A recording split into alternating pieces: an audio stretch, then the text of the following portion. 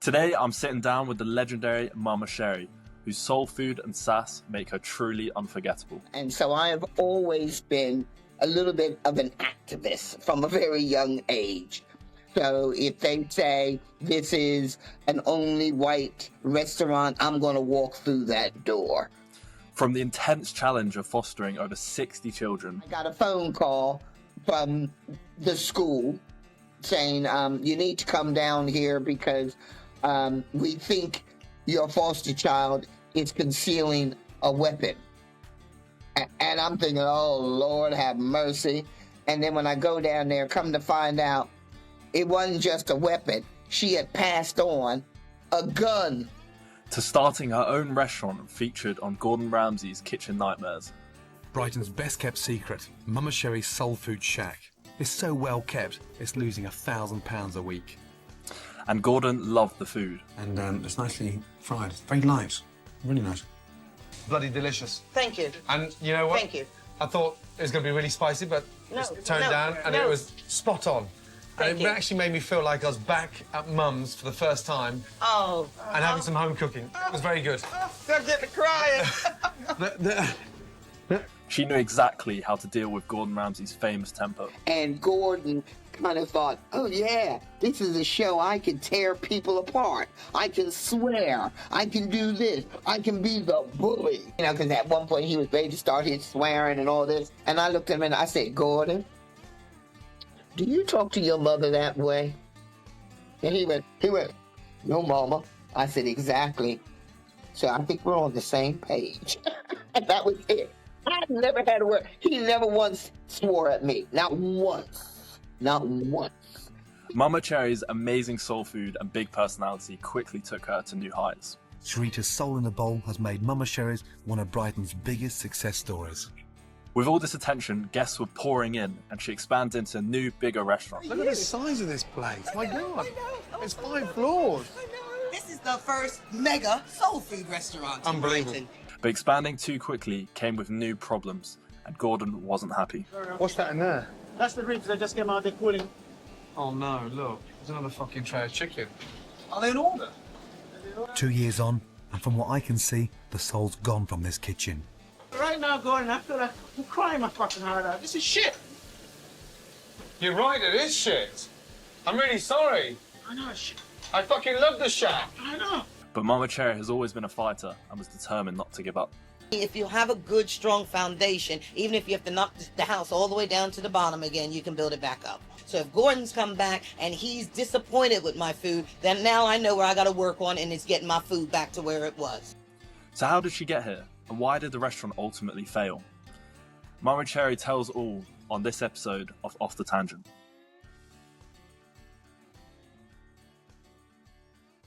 I think I want to get started by getting a sense of where you came from and how you first sort of got into cooking, like where that love of cooking came from. Okay. Well, I originally come from just outside of Philadelphia in the States, the suburbs, a place called Wayne, Pennsylvania.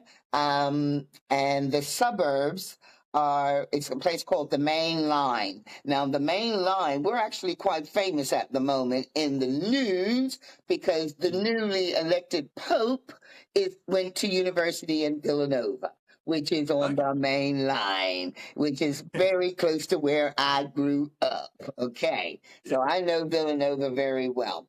So I grew up in the Main Line, and the Main Line it's a very kind of wealthy area of outside of Philadelphia, but it also has its poor suburbs. I'm from the poor suburbs, okay?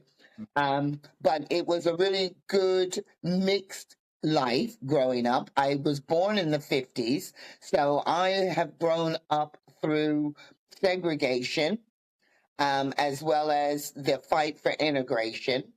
And I can remember at a very young age when my mother would send us down to Virginia, where I was shocked because everywhere I looked there were signs saying coloreds only, whites only. So I grew up in that era. And so I have always been a little bit of an activist from a very young age.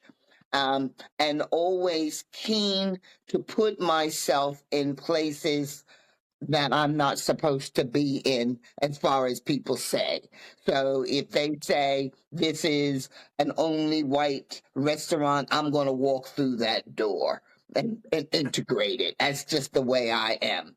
And I'm very, very keen at being the first at many things. I was the first black cheerleader in my all white school. I set up one of the first gospel choirs in a white school. At the age of 16, I became the first international exchange student, black, to go to Mexico, and I lived a year in Mexico at the age of 16. And then when I went off to university, I ended up going to a Quaker college. I didn't know it was Quaker at the time when I applied. I just was trying to get away from home. So I just applied, got a scholarship, and went. And my mother said, I'm very surprised. This is a Quaker school. But that was okay. So I think by being in this going to the Quaker school while I was there, I spent time in, it was my first time to come to Europe. Through that, I was able to go to France, where I did a French intensive course for 3 months. And being there helped me. I think it was my stepping stone to coming to England, because at the Quaker College, we played soccer, which they called football. We didn't have an American football team. They were rubbish, but our soccer team was brilliant. And we also did things like May Day. So I walked around the maypole, and we had Morris dancers and all of those crazy things that are very, very English. But also what it talked about, it being in a Quaker environment, it was all about consensus and just really coming together and learning to live with different people and having to be able to come to a common understanding of things, and peace and love and that sort of a thing. So I loved it. I studied fine arts at university, so my career was actually in theater. That's where my background is. And I was a stage manager. And the way that I was able to come over to here to the UK was with my very, very first job was at Sesame Street. I always like to put that out there. I worked at Sesame Street in the beginning days, Bert, Ernie, and all of those sort of things. And I worked in the research department, working with young people, because I've always loved working with children. So I started out working at Sesame Street, working with young people, young kids. And what we would do, we would put them in a room with television, with Sesame Street on, and then loads of toys and other distractions, just to see what items on the TV drew their attention. So I was part of that developing team for Sesame Street. And that was through my university. I did my work experience there. And then I went on to do my drama, and I was hired to be a stage manager for a show in America, a gospel musical, which was very close to my heart. Now, the thing about it, though, is what we didn't realize is that the English we speak in America to the English you speak over here is very, very, very different.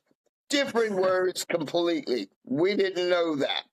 So therefore, the show that we did was great in America, received really well.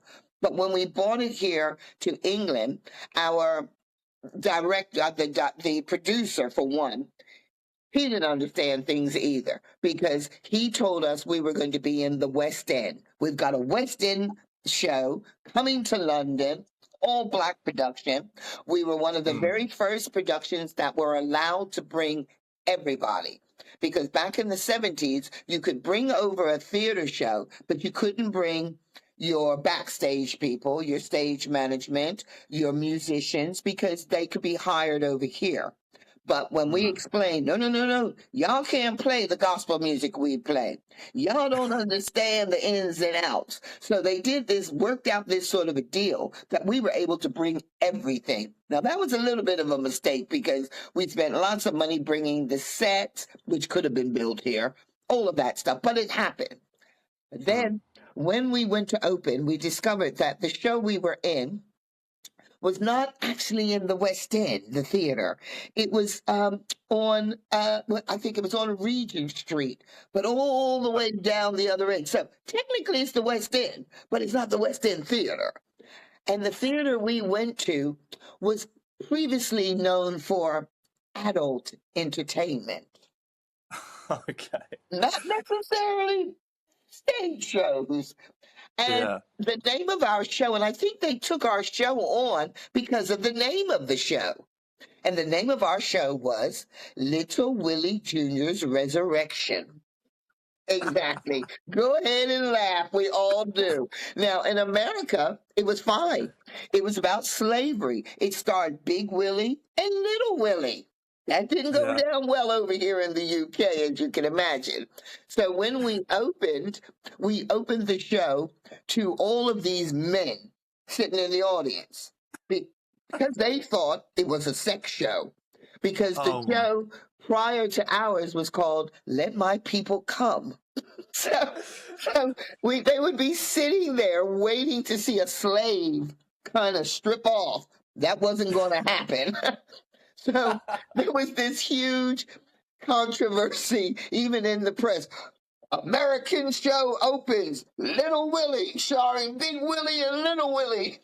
So it just didn't go down well. So we had to really advertise hard to the churches and say, no, we're not that kind of a show. Eventually, we did kind of get the people to arrive, but it was never, ever going to work out. And unfortunately, after about 3 months and a lot of money spent, it closed. But I, prior to that, had discovered this magical thing over here called the NHS. And I had always suffered from stomach problems, and I was having cramps one day, and one of my friends over here, she was my assistant stage manager. She was from Australia, but she worked over here. She said, well, just go to the hospital. And I went, I can't just go to the hospital. And they said, yes, you can. So I went, all right, I'll check it out. So I just took myself, I said, look, I'm going to pop off to the hospital because I just need to have an examination. I'm in a lot of pain. And when I got there, they said, you ain't just in pain. You need an emergency operation. And I was like, Wow. wow. And I was like, but I don't have any insurance. I don't have any money. I can't do this because I've been putting it off in America for years. I knew something was wrong with me, but I couldn't afford it. They said, look, this is England. This is the NHS. We take you all. So they checked me into hospital. And lo and behold, I do not tell a lie. And I rang up and I said to my stage manager assistant, you're going to have to run the show tonight because I'm in hospital. She rang me and she said, Charita, you're not going to believe this. I said, what? The show closed that night. The night Wow. I went into hospital, it closed. And it must have been something dodgy going on because everybody had to pack their bags and, they were being flown out the next morning. And I was like, well, I ain't flying nowhere because I'm in the hospital. So the lead of the show, Little Willie, he was my boyfriend at the time. So we decided we were just going to stay. And we decided to stay behind and let them just go. Because I said, I have not come all the way to England. And I got 6 months in my passport stamped. I ain't going back home.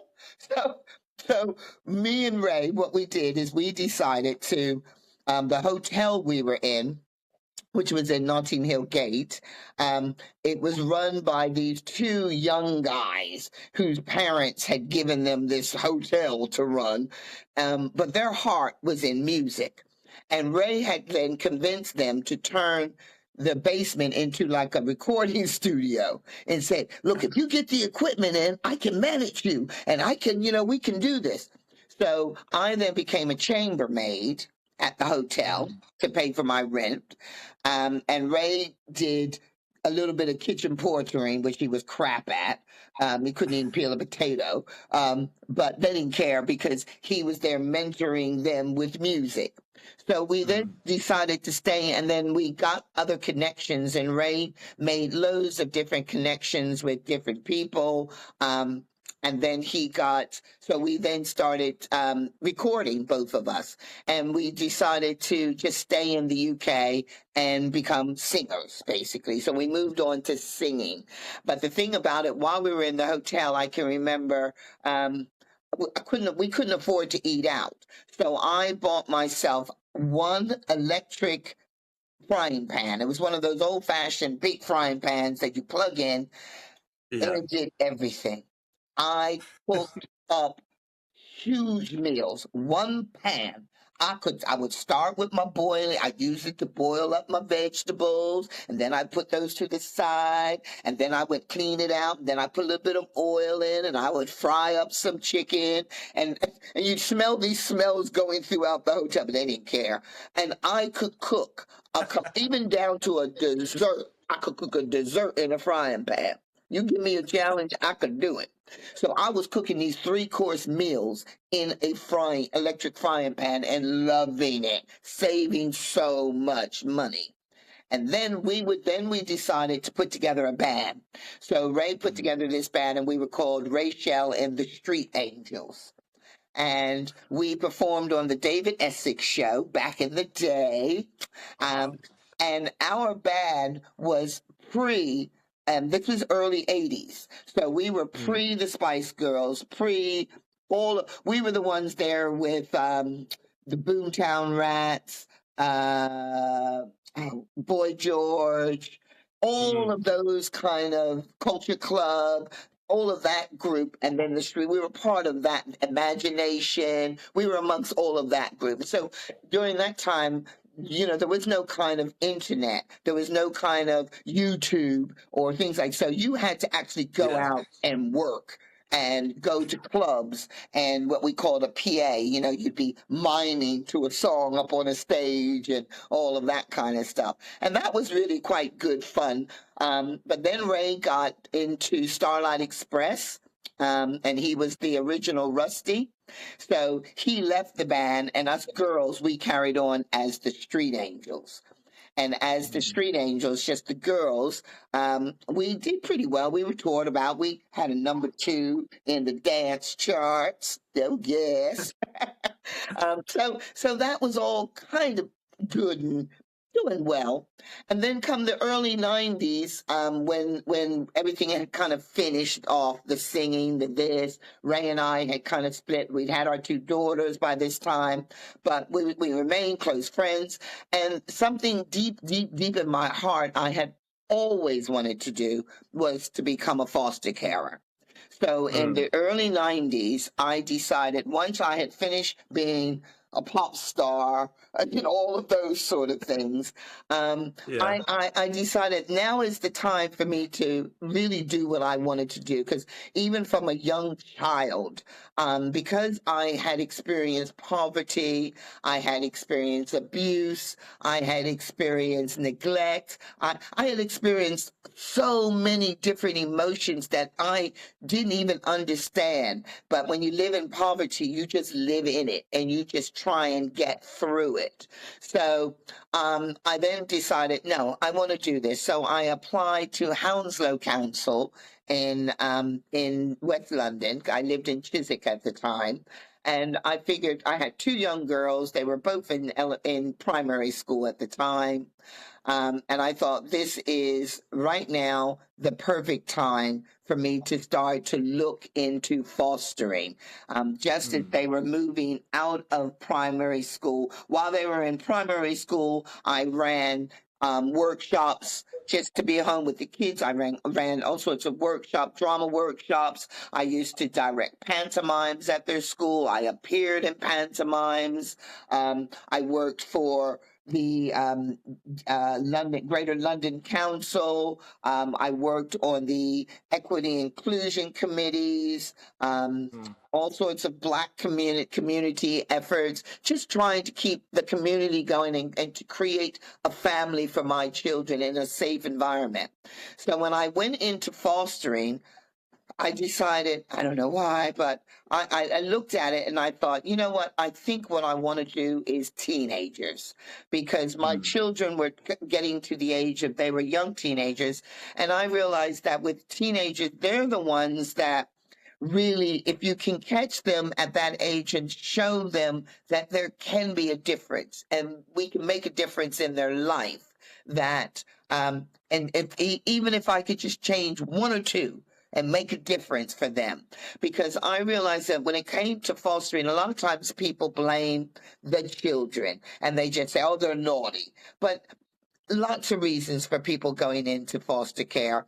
It could be because your parent is sick or have a mental illness. There's so many different reasons, and people tend to whitewash the whole thing and just put everybody in the same box. And you cannot do that with young people.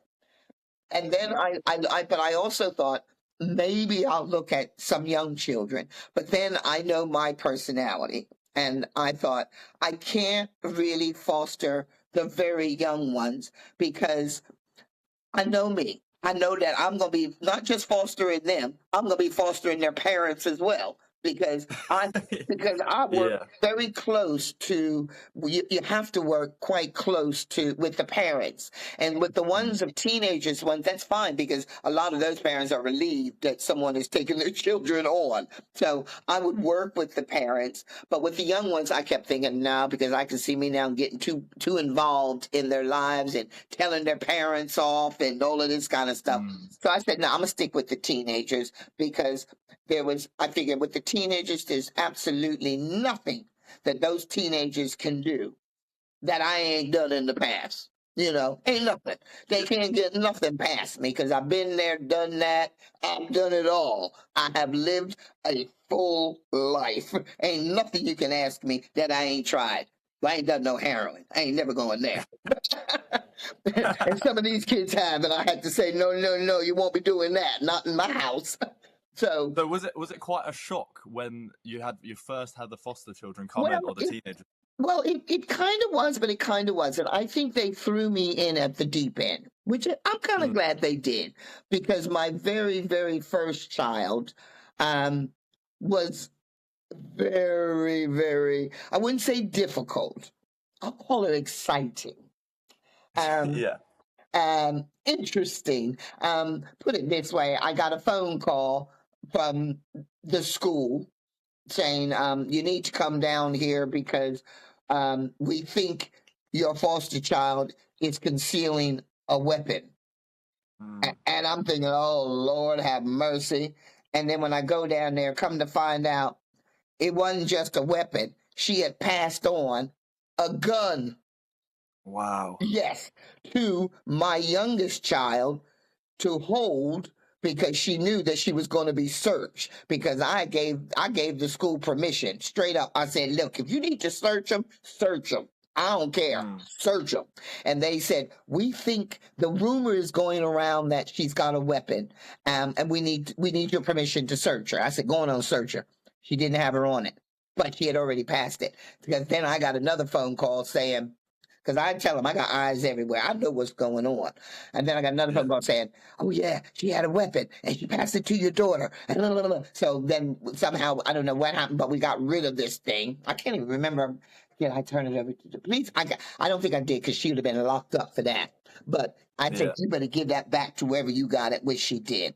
So I had, I did have a few difficulties with her, but I took her with me everywhere I went. And I said, you know what? Child, you done met me now.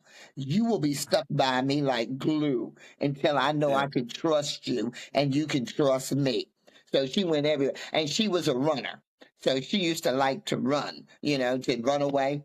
But I worked that one out very quickly. I hid every single one of her left shoes. Every single pair. So, and I said, now run.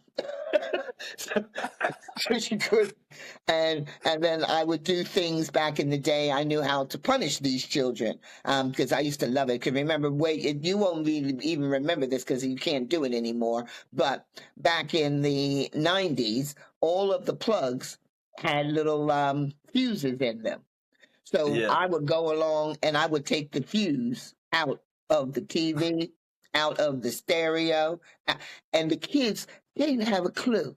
They would just go, it's not working. It's not working. I go, oh, you're joking. I said, well, you know Yeah. what?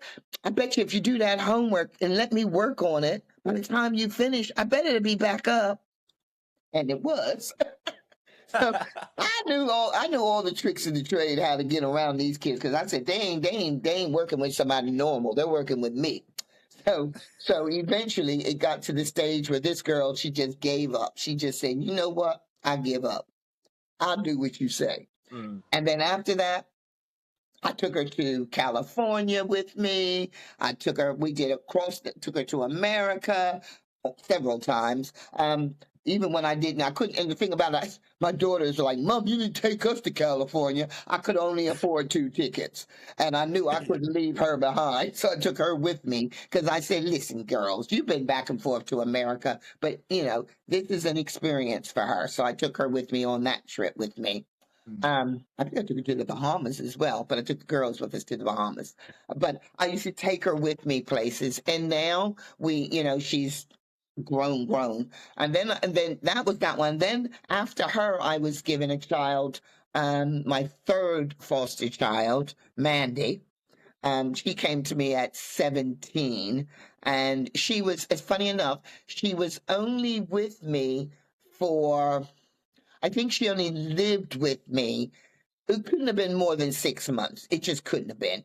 Because for one, her and the first one didn't get on that well, and it was just conflict. But Really? they were moving her into another, like a children's home. She came from a children's home. She came and lived with me for about 6 months. We bonded really well. Then she went to this other children's home where she fell pregnant. And the sad thing about this one with her, she is one of these ones where you see how the cycle just repeats itself, and she, bless her, has had 9 children, Wow. and not one of them are in her custody. They've moved in and taken all of them, and that's another whole story. I'm helping her write a book. I'm doing a podcast because some of it is pretty much if they take away a child, then they look at your record before actually looking at the situation. I would say half of those children should have remained at home, and if they'd have given her more support.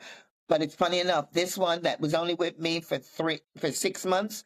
She has stuck by me. I hear from her every single day. Every day. That's lovely.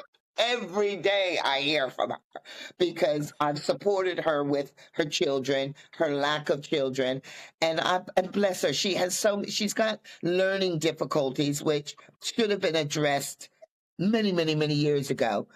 But bless her, she's still trying, and she's 50 now, and she's still going to school to pass. She's determined to pass her math GCSE.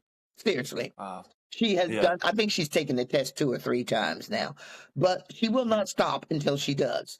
But she has passed some courses to be a nursery nurse, and, she wants to work. She really does. And then, so I did a lot of fostering, but then I was given, a young child, Harvey.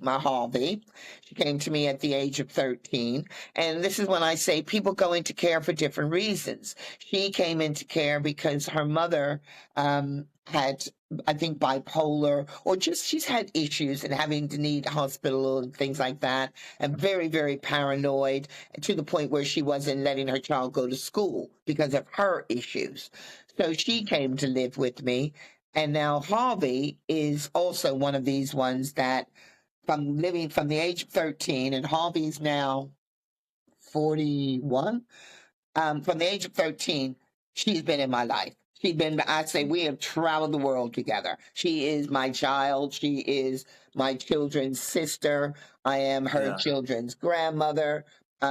But she's now been able to build, because I always believe in getting them to build up a relationship with their family. And so her and her mother have a very good relationship now, but I am her mother as well. So she knows she has that support. Her mom can't support her fully, but Harvey's strong enough that she can support her mother, because I've given her the tools to do it emotionally.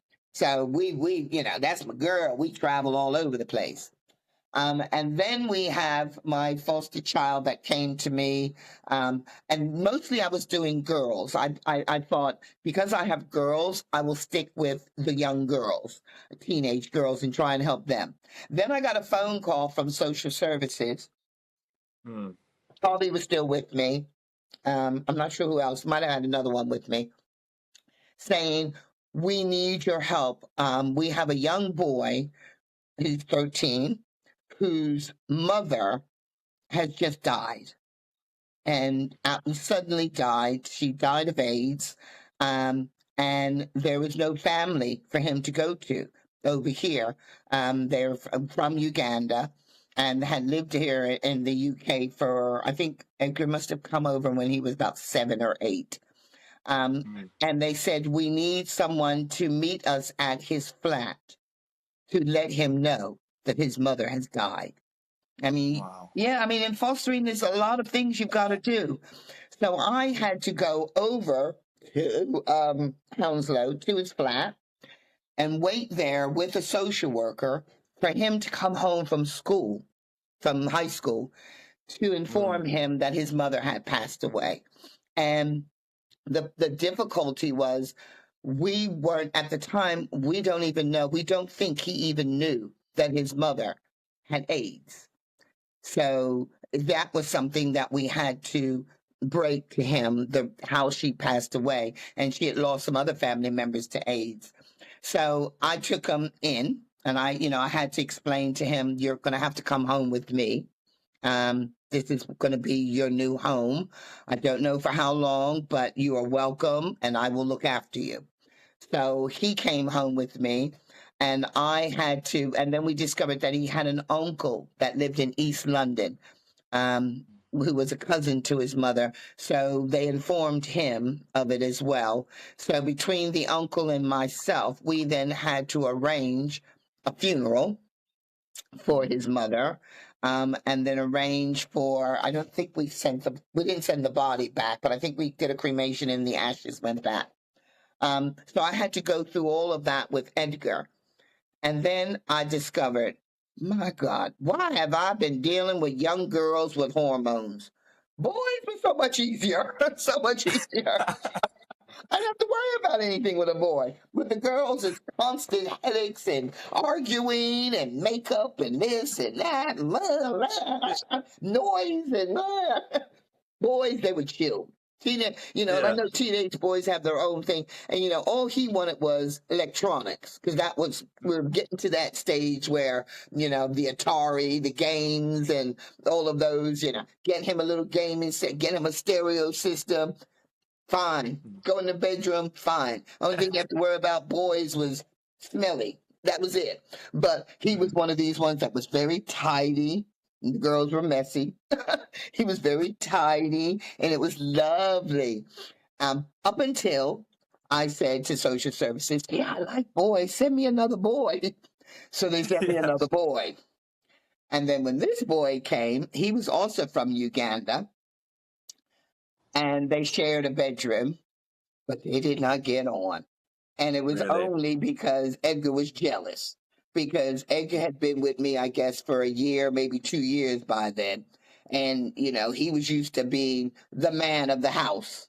And, so they would clash, the two of them. Yeah. So I said, after a while with Ron, I said, he's a lovely young lad, but for his mental health, I think we need to move him somewhere else, because with Edgar, I had already given that dedication. You will not be moved. I said, don't worry. You are not one of these foster kids that are going to be going from placement to placement. This is your home until you move out. So that was what I had gained. And that was what I said to Harvey as well. This is your home until you are ready to move out. And Harvey stayed with me until she was ready to go to university, and went to university from me. So Edgar basically stayed. Ron had to move on. I had a few others in between. But then with Edgar, because Edgar was very posh, and he's, really kind of cool, like, I said to Edgar, listen, Edgar, I need you to explore your roots, because you are from Uganda and you do have family still over there. And he had not been back to Uganda for, I'd say, a good, let me see, from 8, 9, I'd say a good 8 to 10 years. He had not been back. And I said, I really would like for you to explore your family, talk to your family, get to know your roots as well.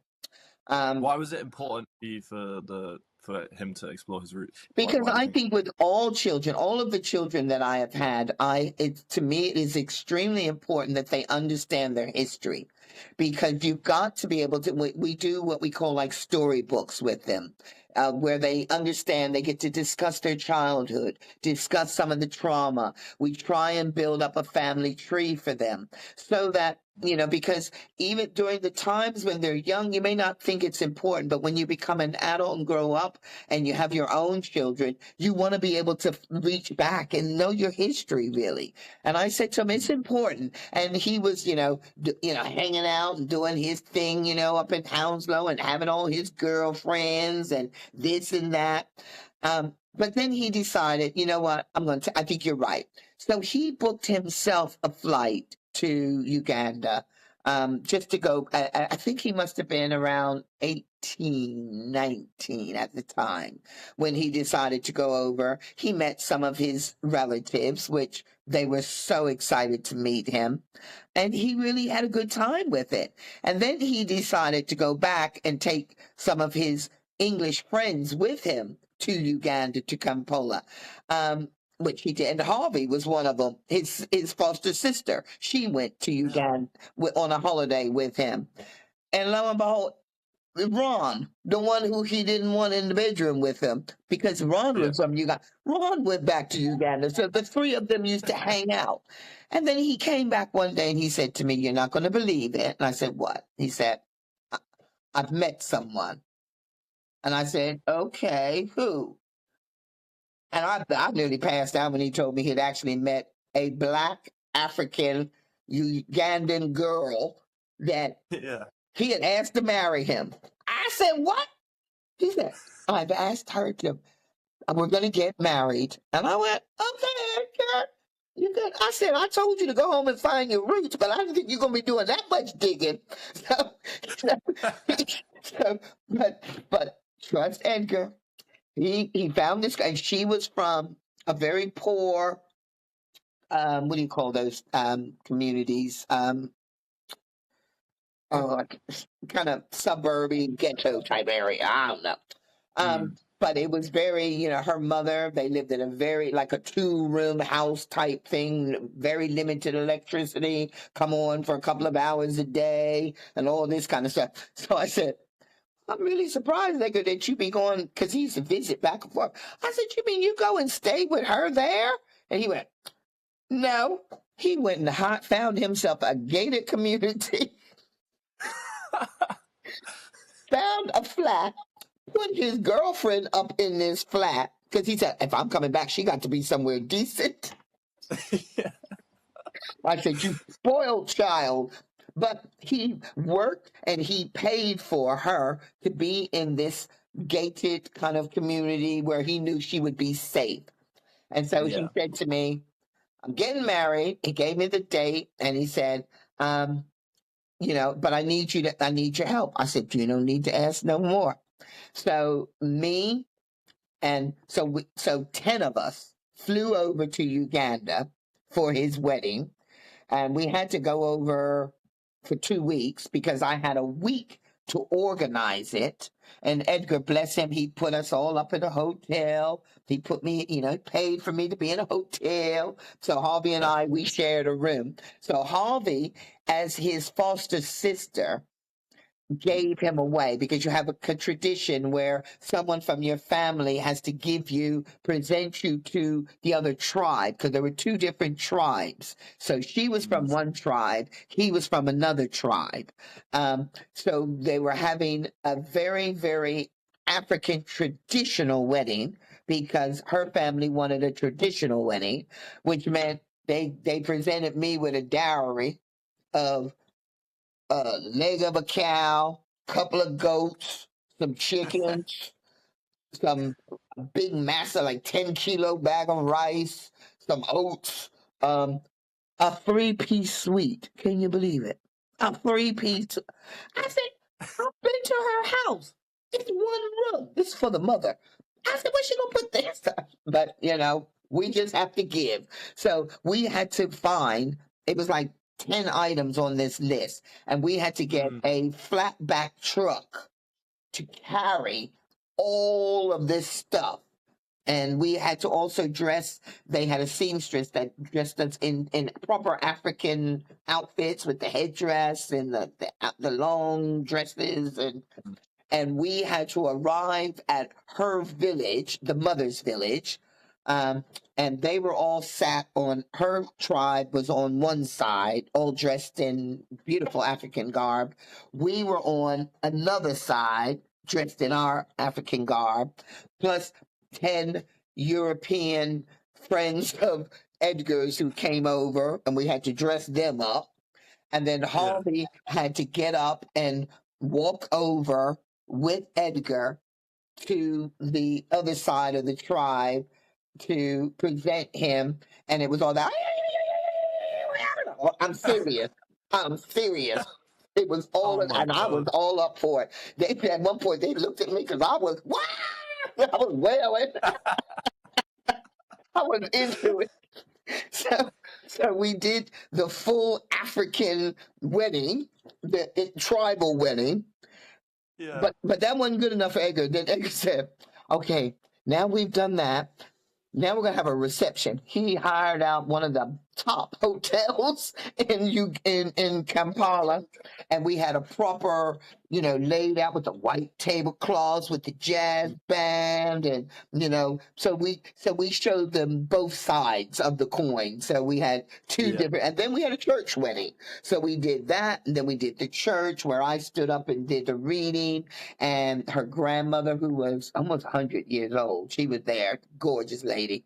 But we brought these two families together, and Ronald was one of his best men, the one who he kicked out of the bedroom, remember? But Ronald actually said to me, he said, I would like to go and visit my village. Do you want to come with me? I said, of course. So we left Kampala, me, Ronald, and a friend of his, just three of us. We hired a car and we drove out. We drove and drove and drove. And it got to the point where it was nighttime by the time we got to this village. And as we approached, it was like pitch black. So, and the roads were like this, bumpy up and down. I don't know where I was. All I know is it was pitch black. And when we got there in the middle of the night, we decided, I'll go back. I'm gonna bring up the restaurant after this, okay? So when we get there in the middle of the night, I said to him, well, look, let me cook us some food. So we were staying in a house, which I was glad of, very, very basic, with loads of nets because of the mosquitoes and stuff, because his uncle was a doctor and had a house, but he wasn't there. So we had access to this house. So I said, well, let me cook you some food. Show me the kitchen. They took me outside into this area that looked like the size of a closet, like an understairs closet that big. And all it had was one little kind of metal table, not this big, and on top of it, a gas burner, one that you turn on that hooked to a bottle. That was it. That was the kitchen. So I said, okay. I said, you know what? I used to cook in one pot in the hotel. You had the one pot. Shoot, I could do this. So they then said, okay. So they rushed out. I don't know where they went because it was the middle of the night. We didn't get there till about 10:30. And they said, we're going to go get you some food that you can cook. I went, okay. So I said, where's the supermarket? They said, oh, no, there's no supermarket. There's you knock on a door here and you get meat. You knock on a door here, you get rice. So they came back with a bag of rice, just a little tiny bag of rice, some fresh goat meat that I had to chop up, a few vegetables that I didn't recognize, but they were a vegetable. One looked like an onion, so I figured it's going to be an onion. And so I got to cooking. So I managed to cook for them. I made a version of my jambalaya because I don't go nowhere without my own spices because I know this works. Okay. Oh, I travel with my spices. Oh, yes. So I had my own spices in my bag. So I knew that whatever they got me, I was going to make it taste good. So That's good.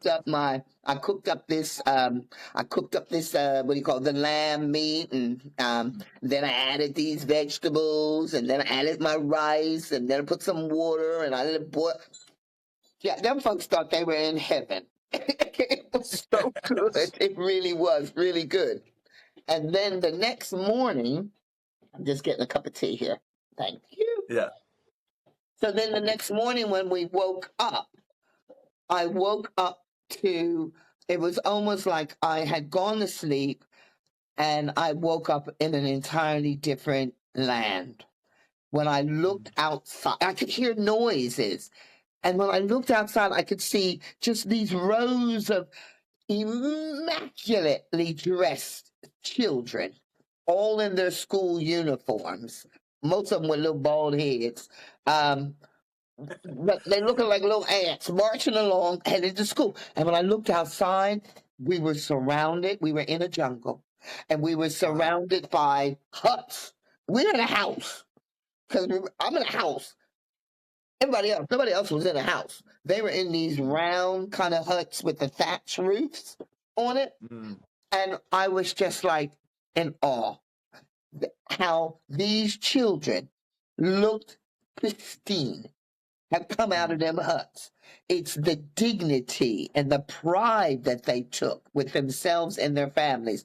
So I was like, Ron, you got to take me around. So then Ron took me to the school, and I've got this picture, which I just adore, of me surrounded by a whole classroom of bald-headed children looking up at me, and I'm just in the middle of it, and I just started singing and clapping, and they were singing with me, and we were clapping together, and I just loved it. And then I said, take me to the hospital. So then we went to the hospital, where it broke my heart because they had to share beds in the maternity ward. 2 pregnant women in one bed because there just isn't the space or the facilities. So we did that, and then I saw all these women down at the river, with clothes. I said, "What's that?" And Ron said, "Oh, that's the laundromat." And it was. They were all there washing their clothes in the river and just beating them on rocks and stuff. And I just learned so much about culture and just being around people. And then we went to the market, and it was just very, very rustic and, hanging out there. And then we went back to Kampala, and it was just fabulous. But that trip to Africa, I will never, ever forget because it was real. And then it took Edgar, I'd say, 2.5 to 3 years after marrying Dorothy before he could bring her to the UK. So he used to have to keep, because it's all about visas and paperwork and I think they want to make sure somebody's not just trying to come into the country and getting married, make sure it's a marriage of love, which this was.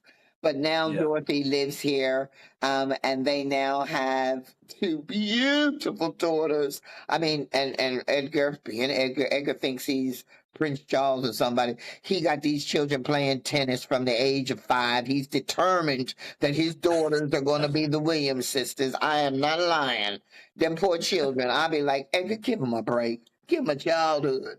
All he's doing is that every time you see him, they got a racket in their hand because he's determined they're going to be the next generation of tennis pros and all of this kind of stuff. Yeah. So fostering. So I carried on fostering throughout the 90s. And then in the 90s, say around 95, I had a really close friend of mine who lives in Greece. And she lives in Skiathos, Greece, on an island. And she rang me up one year and she said, listen, My husband has got this really cool club that I used to go out there and go clubbing all the time there. We've got a really nice club, but on the roof, I want to turn it into a restaurant, and we're going to turn it into a Mexican restaurant. It's going to be the very first Mexican on the island. Will you be interested to come out to be my chef? No, I ain't never been a chef in my life other than I have always cooked. And, you know, I learned to cook from my grandmother, from my aunts. My mother was a single parent, so I would cook. I was in charge of the household. From the age of 11, I cooked dinner. So I said to her, sure. I said, but we're going to have to import everything, which we did. We had to source and import everything: tortillas, the meats, the flavoring, the sauces, the plates that we wanted to use. But we did it. And so we opened up this restaurant called Desperados. It was a hit. Everybody loved it. They used to come from Athens, they'd come from everywhere to come to Scalpers, to come to our restaurant. And it was great because what I did at the time is every summer I would just pack up my house. I found the house on the island, spoke with the lady, and I said to her, look, she said, listen, if you can tell me you're coming out here every summer to do this, this is yours, because we don't use it during the winter at all. So you might as well, and we would rather have someone in it that we know and like, that we're not going to pay the bills. So you can leave everything here. So, I mean, I bought a TV, which I left there. I bought a little portable washing machine. I left there. I had all my summer clothes. I left them there because I knew each summer I'd be returning. And I would take my foster children with me. So Harvey would go, Edgar would go, whatever foster kids I had at the time, they would come with me because in my head, it was so much easier to manage them on an island than London, because they can't run away. They can't go nowhere from an island. And they loved it. And it kind of meant that, you know, they could say to their friends, oh, yeah, we're off to Greece for the summer. You know, that felt kind of cool, you know, as a foster kid. So I would take, and what they would do is they would go to the beaches and hand out flyers about the restaurant and about the club. So they got little pocket money that way. So they had little jobs, or they would come to the restaurant and help clear tables, or, you know, things like that. So that was really good.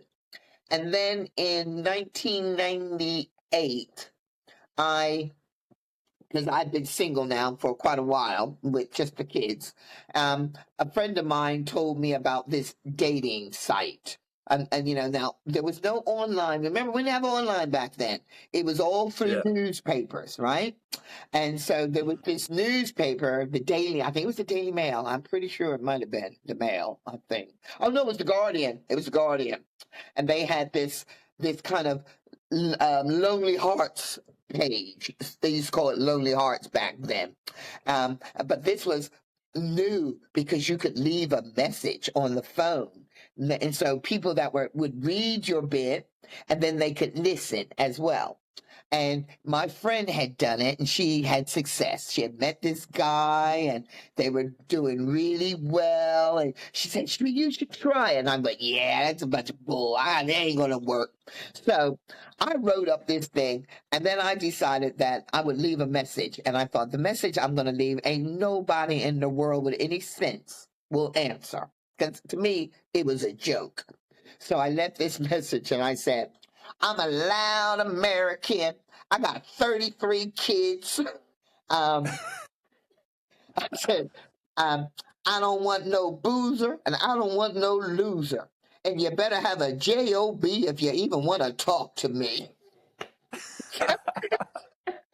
I leave this message thinking, ain't nobody going to answer that. And I get this response. Now, I'm shocked, thinking, who the heck is going to respond to something like this?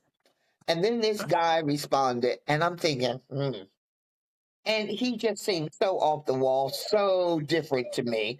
But he was the only one that responded. But I thought, you know what? Let me give him a break. If he's brave enough to answer this message, because I said I did things like I love soul music, I love soul food. You know, I talked some of those things as well.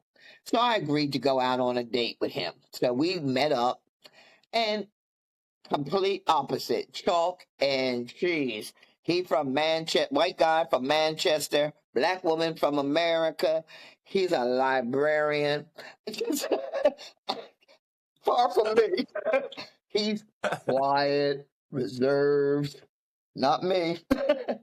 But something clicked. We just found this that differences attract. And because we're both so different and neither of us wanted to change the other. And that's the key. Because normally, sometimes you get into a relationship and someone says, oh no, they're different, but I can make them this way, or I can change them. For me, I didn't want to change him. He didn't want to change me. What attracted me to him was, whereas I'm up here and what we did is we managed to level each other out. I bring out this bit, he brings me down. And so it was just this perfect union that and everybody, people would look at me, and I laugh at it all the time. I would say to them, if I were to see you on the road right now, I'd keep walking. There ain't no way I would stop because you would not interest me. And I say, it's the truth, the same with me. But which is why sometimes you cannot judge that book by the cover. You've got to open it up and you've got to explore the pages, is what you got to do. So he came out to Skiathos and spent a summer, spent some time out there with me out in Skiathos, because I said to him, this is what I do. You're going to be with me, this is what I do. And then he said to me, because it was getting to the point where when friends work together for too long, you start to do this. And me and my best friend, we were like, you start to clash because you want to take things in different directions. And because I was the chef, and I know that for me, I'm more than just a chef. I can do so much more. So Phil said to me, he said, well, have you ever thought about opening your own restaurant? And I was like, I ain't gonna open a restaurant for no Mexican. Mexican food has already been discovered over here. I want to do something different. And he said, why don't you cook what you cook every day? And I was like, what? I don't know what you're talking about. And he looked at me and he went, soul food. And it was almost like a bell went off in my head. Like, wow, you're right.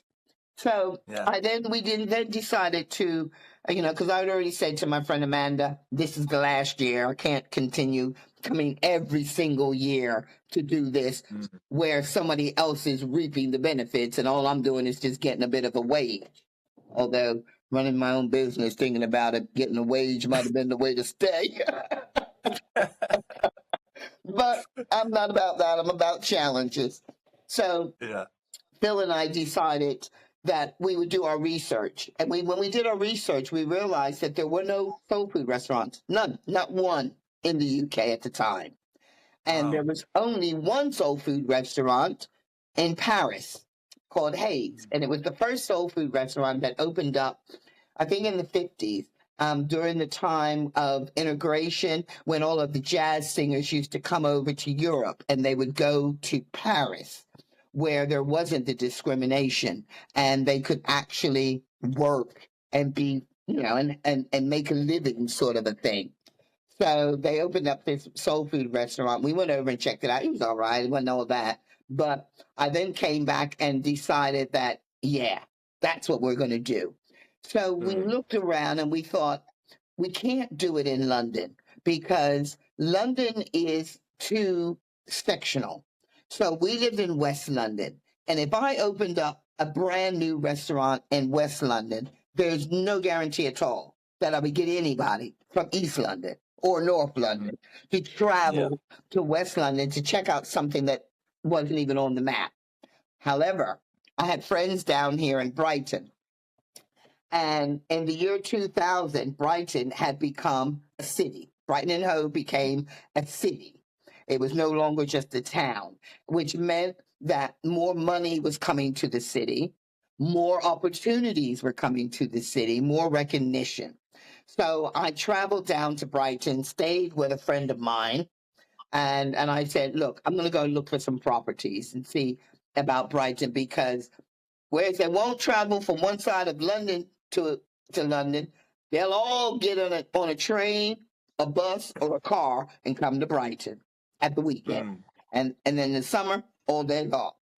and the international students and just there.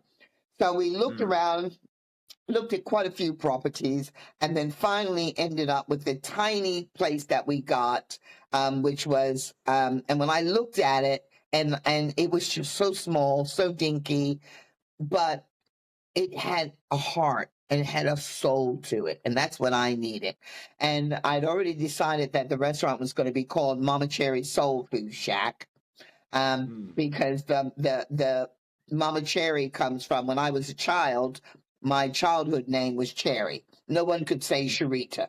For some reason, we don't know why my mother's name is Charita. It was way too posh for the ghetto.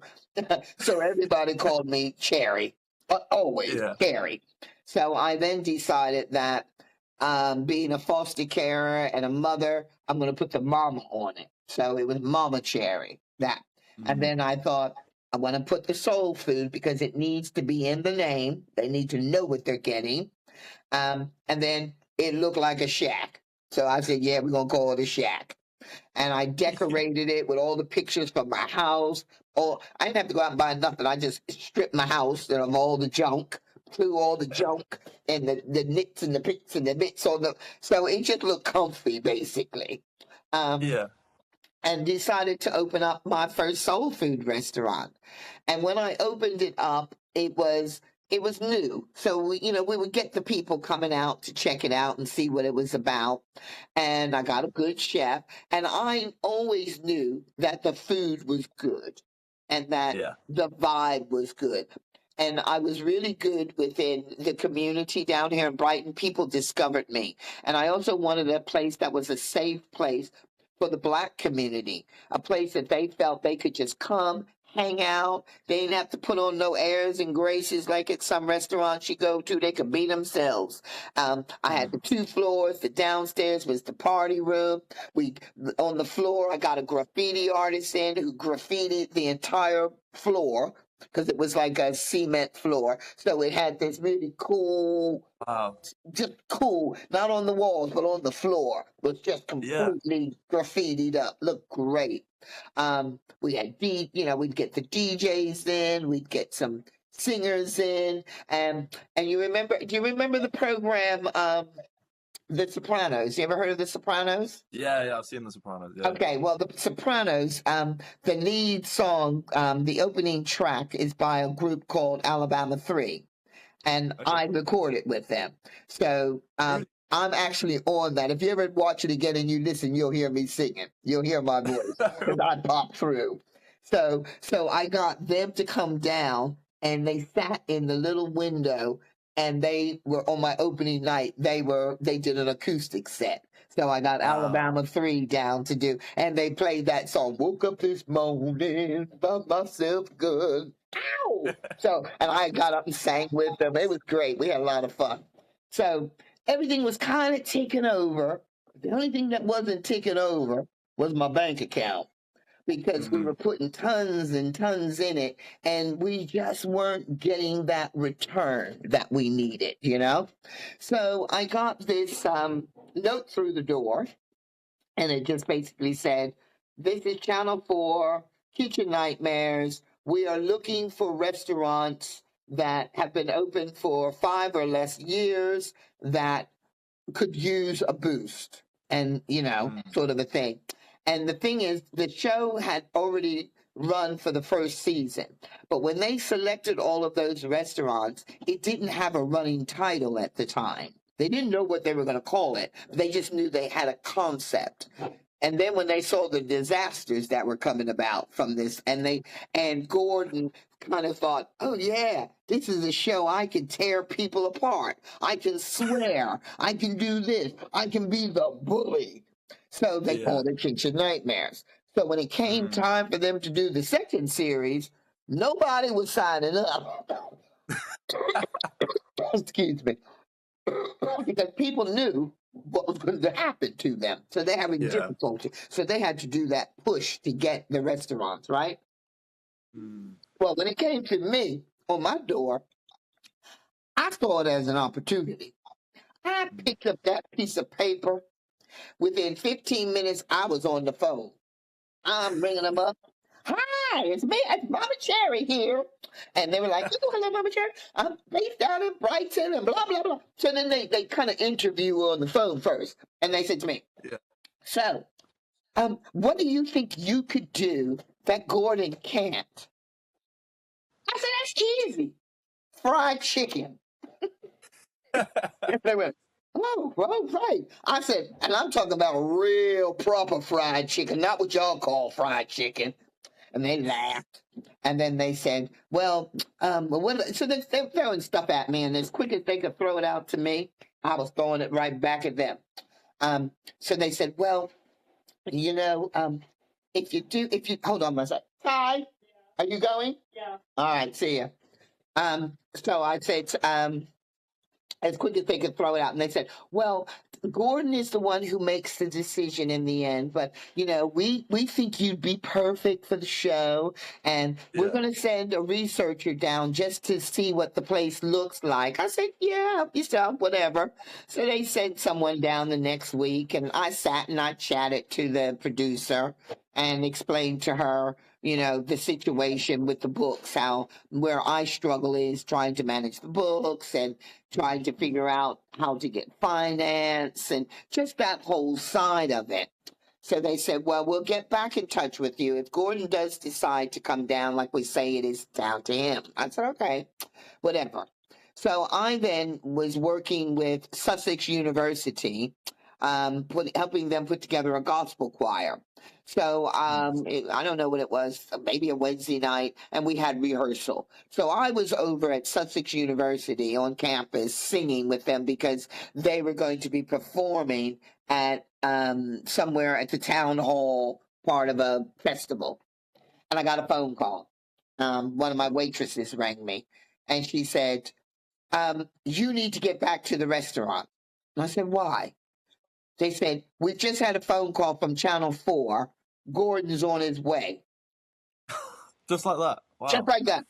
Because I think what they want to do is they want to catch you out. They want, you know, because if they had said to you, he's coming tomorrow, then the average restaurateur would have cleaned their fridges, made sure the floor's clean, you know, make sure everything's right. So they really want to catch you as you are. Which is the way to do it.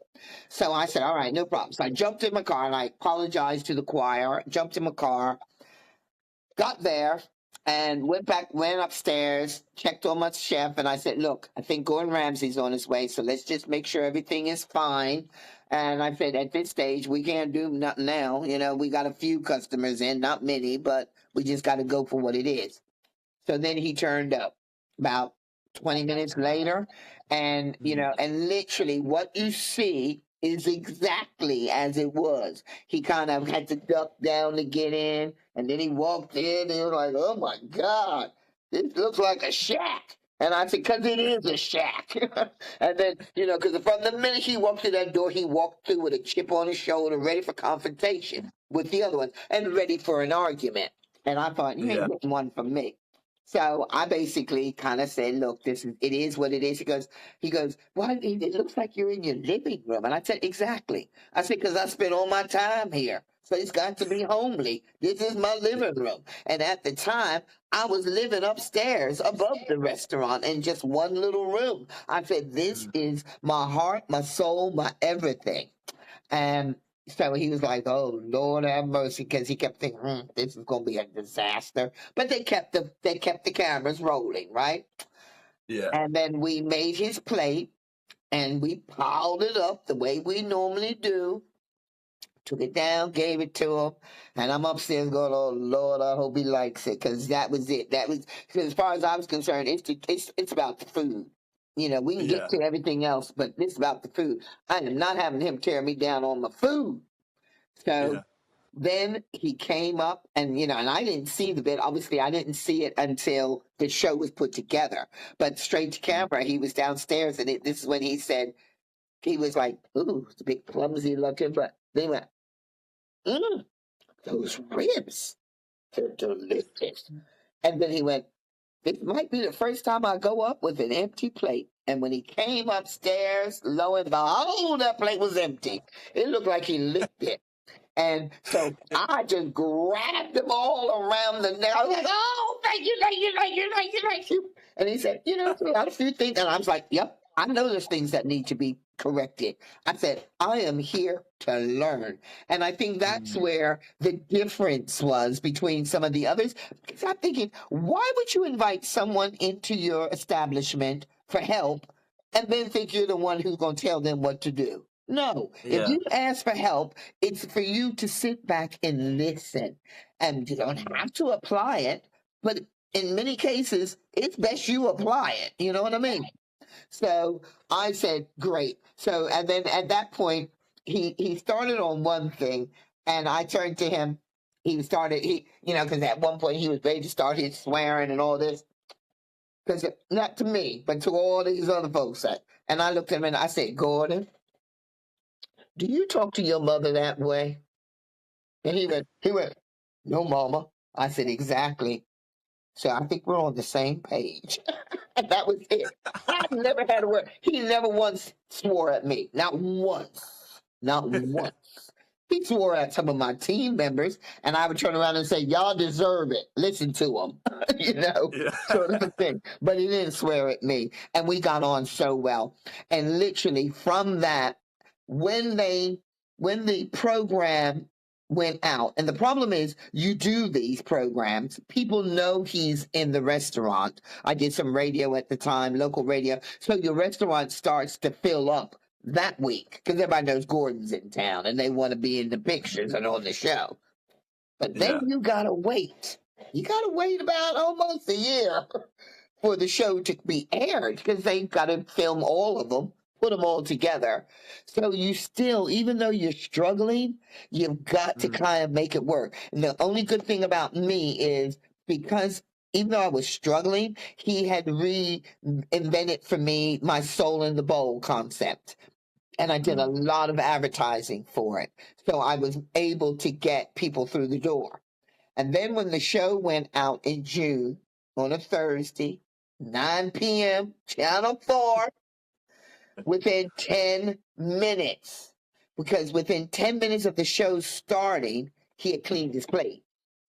And literally from that point, my phone started ringing for bookings because people were watching the show going, shit, he's cleaned his plate. We got to go there. Let's get on down to Brighton. And we had an answer phone at the time. It broke because he was getting so much traffic, it broke. And then we were at the other end of the phone. The what's it called were happening, just beginning emails and things like that. It was in 2005. So, you know, we were getting some emails in, but literally the restaurant, by the time the show went off the air at 10 o'clock, my restaurant was fully booked for 6 months. That is incredible. Fully booked. It's incredible, it's good, but it's bad. Because what happened was, because I only had 40 seats, 40 covers, right? So what happened then was, because I was fully booked, and I'm talking fully booked, I was standing, and he took me out of the kitchen, put me on the floor, which I was glad. I liked being there. I liked to entertain. I'm on the floor with a clicker. I turned away 80 people every single night. Because even though it was fully booked, people would just turn up, take the chance to turn up. And then it got to the point where then people start talking negatively. Well, no point going there. You can't get in. What's the point? You know? And so that can go against you. So what happened was there was a Chinese restaurant 2 doors down from me. And then there was a hotel right next door to me. So they both approached me because they said, look, we can see you turning people away. This is crazy. You're bringing people to the community, down to the city. Let us help you. So the hotel gave me access to their restaurant because they were empty. The Chinese gave me access to their second floor because they were empty. So I was filling up at the weekend, the Chinese restaurant, the hotel, and my restaurant. So my chefs were busy. What they did allow me to do was do some cooking at the hotel as well, because I needed the space. And I did that for about a half a year. And then it got to the point where we thought maybe we need to move because the building we were in was falling apart. It needed a new roof. And the way the contract was, they wanted me to pay for it. And I didn't see why I should be putting a new roof on somebody else's building that I'm paying rent on that's got a massive crack down the back. So I thought, I can't do that. So we didn't do it. So I looked at this Chinese restaurant and he said to me, look, I'm ready to sell up. This is perfect for you. Do you want to come here? And I said, hold up. Is it? Okay, hold up. Let me just tell her both. Let me send that. Good. So I then went into negotiations. He kind of ripped me off in terms of what he wanted for it. There was a bit more than I should have paid. However, this gave me the opportunity to go from a 40-seater to almost a 100-seater. Over 2 floors, as well as it had an additional 2 floors where, in my head, I had big dreams. I was thinking, this was before Airbnb, and I was thinking, oh, I could rent out these rooms and do kind of like a soul experience, have people come and stay at the restaurant. Stay in a room and then have access to the meals, 3 meals a day, do a cooking experience with me. So I had big dreams for this, as well as it had a flat, a fully functional flat, where my daughter, who was working for me now at the time, was able to stay, and her daughter. So I thought they can be upstairs in the flat. And then I went and talked to my bank manager. And my bank manager basically said, look, you are doing really well. We are going to support you. This is what the city needs. Because I'd been to them before and they had turned us down for loans and stuff. But after that, on the back of the show, they could see with my bookings, they could see that we were on our way up. And they could see what I wanted to do. I held when Obama was inaugurated, I held a massive party there at my restaurant. I had the BBC News down. I had everybody was down in town. And I was able, and we all watched the inauguration at the restaurant. Because it was a community hub. It was a safe space. It was a good space. Everything was ticking on great. 2008, just as everything was building, we were getting there. The whole world crashed. The economic crash hit us. The recession. And it wasn't just me, it hit everybody. But I thought, it's okay. I've got the bank on board. So then I get a phone call from the bank saying, we need to have a meeting with you. So I said, fine, I'm not worried. So I go to there, only to come to find out that the bank had moved on the bank manager that was there. He had been transferred to another bank. And the new bank manager that came in decided that it was too much of a risk. And overnight withdrew the entire offer of support. And I'd already taken the leap. I jumped with faith. I jumped thinking, this is going to work out in the long run. However, it didn't. So it got to the stage where everybody, and everybody used to say, oh, every time I go past your restaurant, it's full. Why are you complaining? Well, the only time they walk past the restaurant is on a Friday night or a Saturday night. And you can fill any place on a Friday and a Saturday. And my place was filled every Friday and Saturday, but I had to explain to people, you cannot pay 7 days worth of wages and 7 days worth of bills on 2 days worth of work. It doesn't work. And that's the problem we had, that if we could have had, say, 5 good days a week, I could have stayed. But everybody had to start to look out after their own pocketbooks, which is understandable. So nobody was going out to eat Monday through Thursday.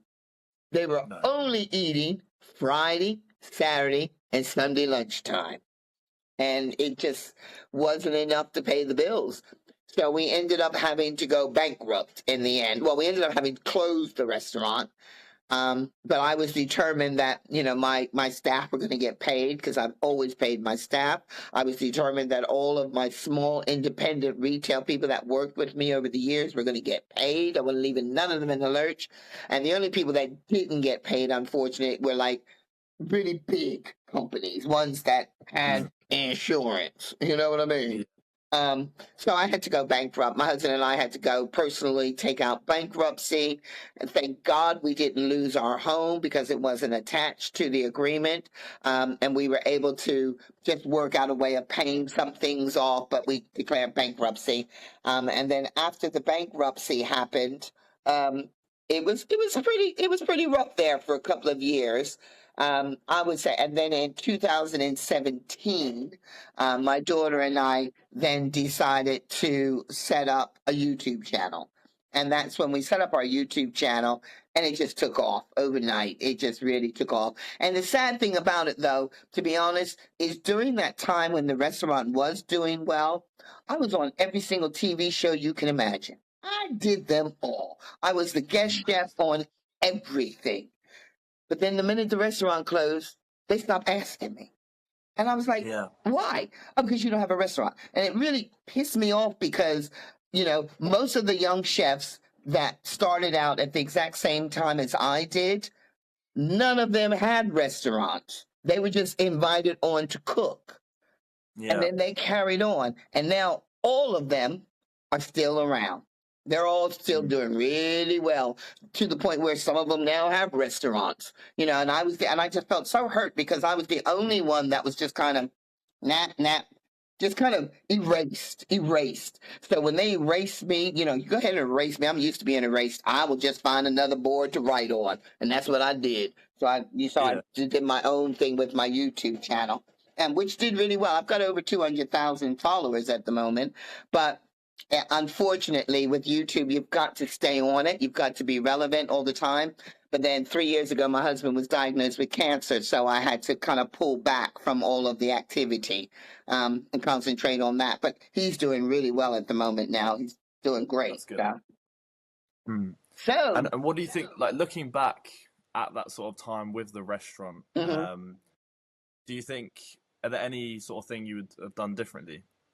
Or do you think it was, you played the hand that was given to you? I think I played the hand I was given to. Because to be honest, I think if differently, what I wouldn't have done is gone for as big of a restaurant as I did. It was too big. Really, I think if the building I was in had been manageable, I would have stayed there. But even that building, I'm glad I got out because now when you go back, it ended up getting completely gutted and knocked down to the ground. It's a new build at the moment because the building was terrible, and maybe in hindsight, I could have found, and when it finished, I ended up with another place. Immediately after it, one of my customers came to me and said, I've got a building. This is terrible. You shouldn't be kicked out like this. He said, just move your stuff. And I'm not using this building at the moment. So I thought, okay. He was a trusted customer.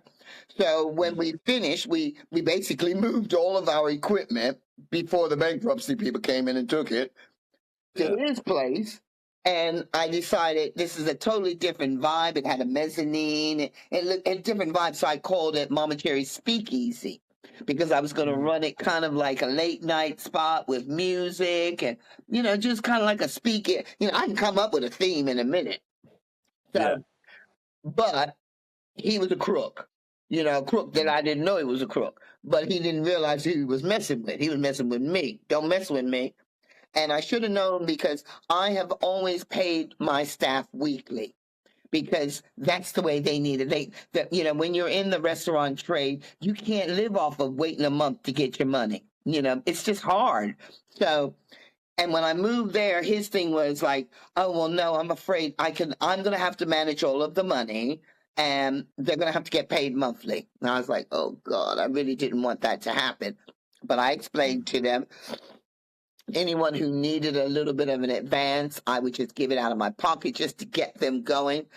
But then when we got to a month and he wasn't coming up with no money for my people, I was like, something ain't right here.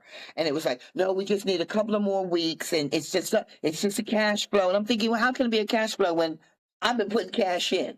That cash flowing in needs to flow back out, to my staff. At least pay my staff. I don't need to be paid. They need to be paid.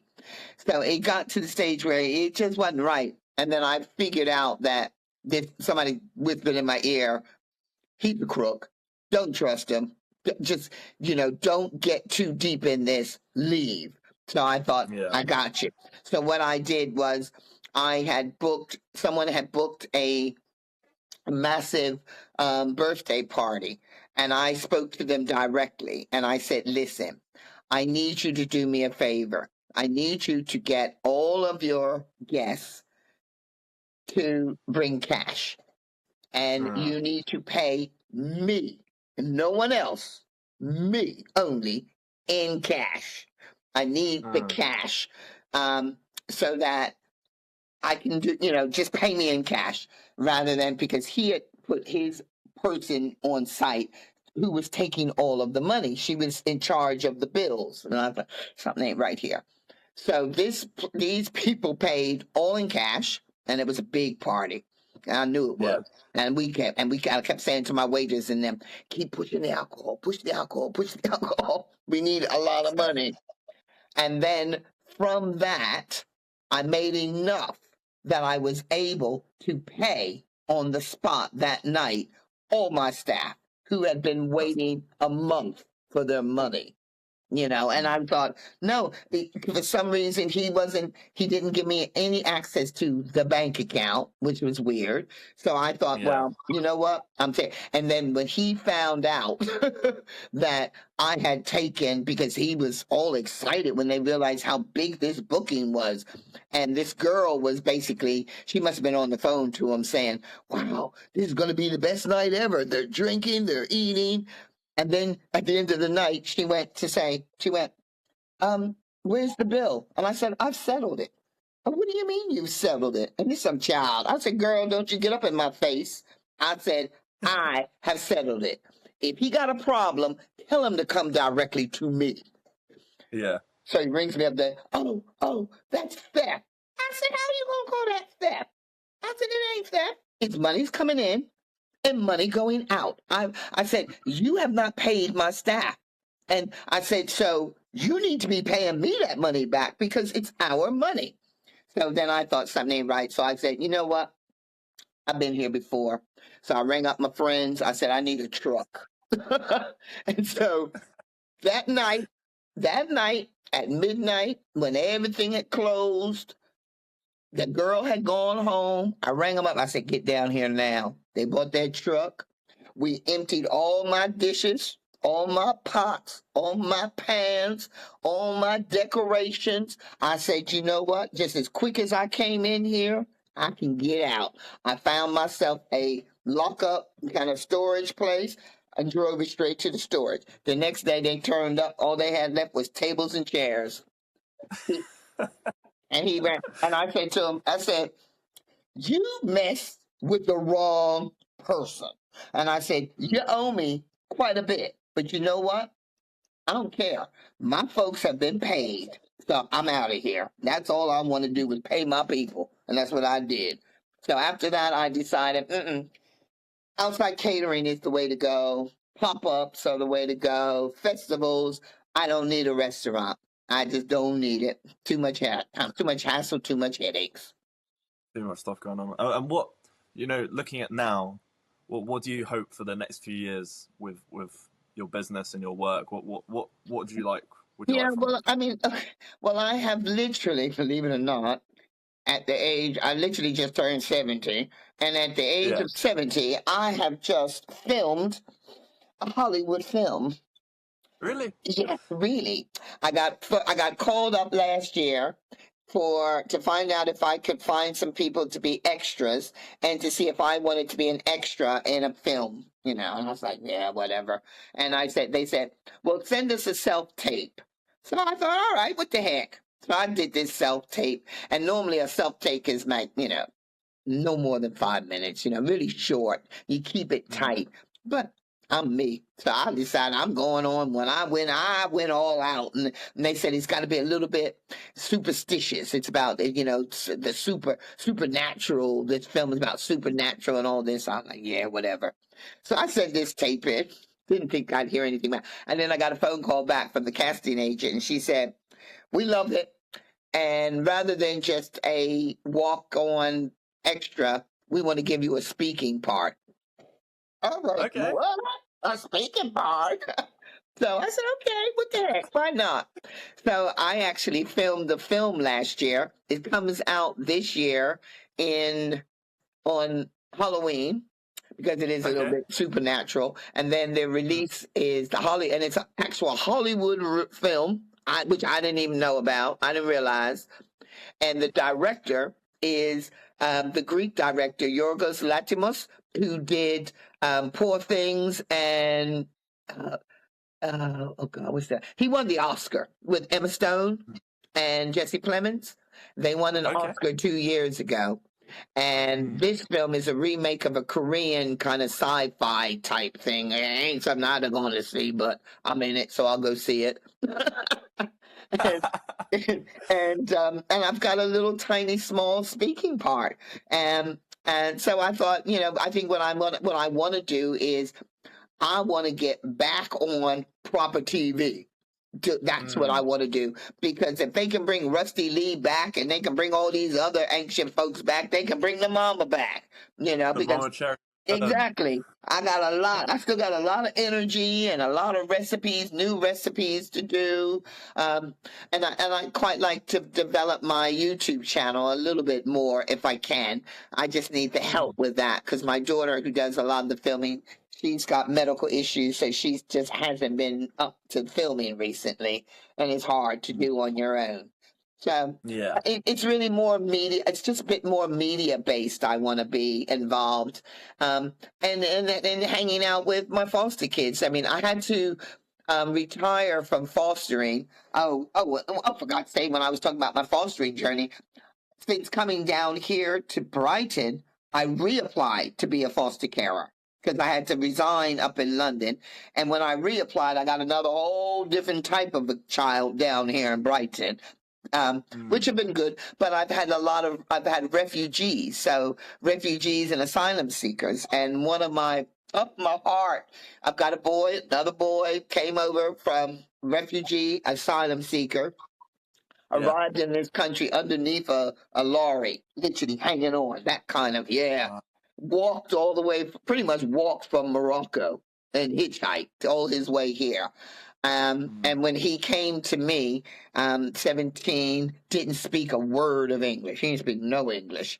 And when he came, and they kind of processed him at the border, because the people discovered him underneath their trailer. He then came to me. They dropped him off to me. He didn't understand. He stayed one night, and then he got up the next morning thinking he was leaving, and he went, "You nice lady, bye." And I went, "Oh, okay." And I couldn't really force him. So he walked out, and he's walking back down to Kent. And I kept trying to explain, it's too far. You cannot walk. So eventually they found him, brought him back with a translator, and had to explain to him, you are now in foster care. This is where you will be living. And once he did that, it was lovely. I got him into school. He was really into football. So my husband and I made sure he was part of a football team. And we're now talking at least 6 years, maybe 7 years on. And he's just lovely. He is my son. He now is an Uber driver. He's got his own fancy car. He drives his Uber. He's got his own flat in Brighton.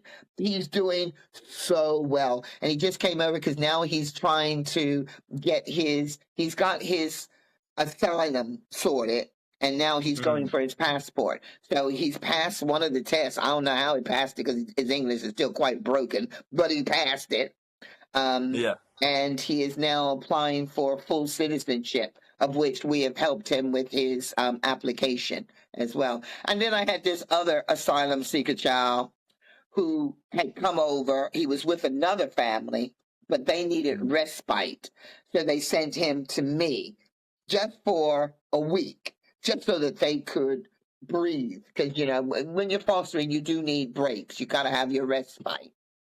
And I know why they sent him. That child could eat. Oh my God. He was built like a refrigerator, about this wide.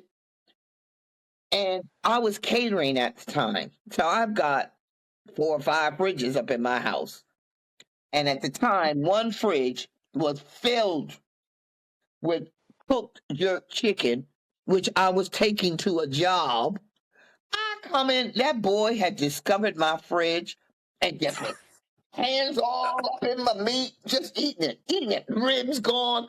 I was like, damn, what's this child doing? And then when I rang the family, I said, he eats a lot.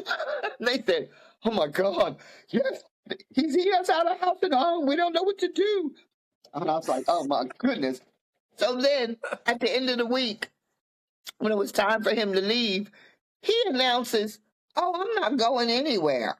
I said, what do you mean you're not going anywhere? Oh, I like your food. They don't feed me at the other house. I'm going to stay here. I said, oh, no, you're not. Oh, no, you're not. And he ended up staying it was about 3 weeks before I could get this child removed. And it cost me a fortune. But I mean, the boy he literally would go downstairs in the nighttime. And this is part of what they do, it's secret eating late at night. It's like train. I understood it, but I couldn't sustain him. I said, no, I'm sorry. You got to go. He got to go.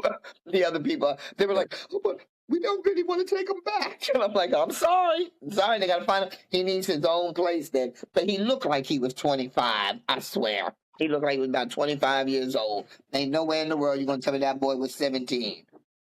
I mean, we are coming towards the end, so just a final thing for me. I was going to say, like, do you think a lot of the refugees that come in say they're 17 so that they go into... A lot of them do. And they have, and that's why they have to do, look at dental records and things like that. And a whole lot of them do slip under the net. They're trying to push it. They can't say they're 16 because ain't no way you would believe that, but they try and push that 17. Just under the 18, just so they can get the help and the assistance. And I get it for the refugees because a lot of these ones, even though they might be 18, if they've lived in a war-torn area, they are immature emotionally and they have suffered. So they are, they're not really able to just step into an adult world and they need that guidance. But there needs to be that middle section of carers that can deal with that. Yeah, absolutely. For sure. All right, well, Charita, thank you for coming on the podcast. It's been incredible to hear your story, and I can't lie, I'm quite blown away because obviously I'd seen that show. I saw the second show where things are going kind of crazy. But it was just fantastic to hear your story, and I think it's nice to sort of you painted the picture quite well, and I feel like all of your questions and everything made sense along the way. Yeah. So sort of put that together. So thanks for coming on. Well, good. I'm good. I'm glad I hope I haven't talked too much. Because I'm like the one they say, wind me up and just let me go. There's so many more stories. The thing is, I've written a cookbook, but I'm thinking what I need to do is just do my book over what my life has been. Because I have been here in the UK now since 1978. So I've been here a long time. I've lived here much longer than I've lived in America. Yeah. Well, honestly, I love because obviously I'm doing a podcast. You know, I love hearing people talk. So it's perfect when you Good. So when does your podcast go out, and what's your community? Who do you put it to? I'll just pop this. I'll just end the podcast and we'll chat.